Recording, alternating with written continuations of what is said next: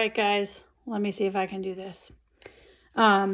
Here's an example problem from your homework.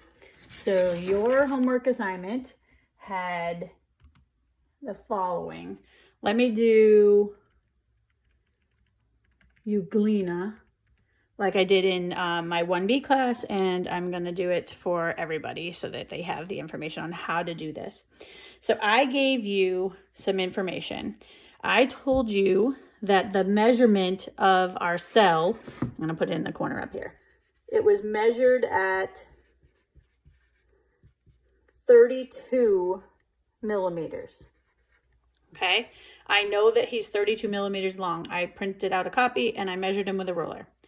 Then I also measured my scale bar. So the scale bar, I'll write it over here on this side. The scale bar measured 5 millimeters. Okay, so I know that it was 5 millimeters, and for every 5 millimeters, that was equal to 10 micrometers. Okay, so those are the things that I know about my euglena cell. Now, first step I told you was get the measured length. So that one we've already done. The second step I told you was to measure the scale bar's length. We have that fact. That's 5 millimeters. And then the third thing we need to know is how many every 5 millimeters actually represents, 10 micrometers. So the first thing I'm going to do is I'm going to figure out how long is my euglena, because I measured the length of him. And to do that, I have to know that how many times the scale bar fits into my euglena's length. Think of it like a map, and I'm saying, hey, from my house to Broughton, how many miles away is that? And so I can measure the distance from my house to Broughton, and I come up with like 8 centimeters on my map. And so then my map says for every 1 centimeter, that equals 1 mile. So now I know I have 8 centimeters divided by 1, or 8 centimeters from here to Broughton divided by 1, because 1 centimeter is my scale size. That means I have 8 times, and every centimeter represents 1 mile. So then it's 8 miles from my house to Broughton. So we're doing the same thing with our euglena. I have 32 millimeters from one end of the euglena to the other. Every time I go 5 millimeters in that length, it's really 10 micrometers. So I'm going to divide 32 divided by 5. And remember, these are both in millimeters. And because I'm dividing them, I cross out my units. And I get 6.4 times. So 6.4 times my scale bar will fit across the length of that euglena. Now I have to multiply my number of times by what each time that scale bar represented. So every time I went one of those scale bars, I was going 10 micrometers. So I take 6.4, because that's how many times the scale bar was in my length, and I multiply it by 10 micrometers. And I get 64 micrometers, and that's the actual length of my euglena.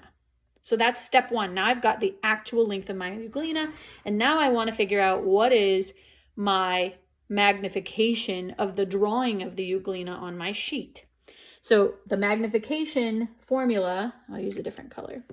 The magnification formula was magnification equals the measured length of my cell or organism, and then you divide that by the actual size of the organism or cell. Okay, so I have my measured length, 32 millimeters, and I have my actual size, 64 micrometers. I can't divide millimeters by micrometers. I have to have the same units. So I'm going to convert my length, that's 32 millimeters.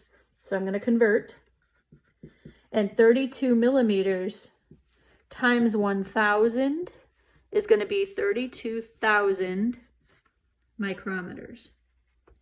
Okay. Oh, good. Everything kind of fits on the screen. I think one word, one letter kind of comes off. Okay, so 32,000 micrometers is my measured length of my cell. And to get my magnification, I'm going to take the measured length, which is 32,000, divide it by the actual size, which was 64 micrometers.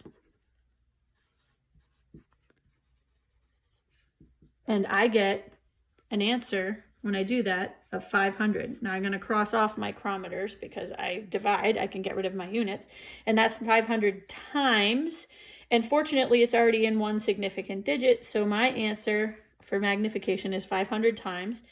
My actual size answer was 64 micrometers. Hope that helps.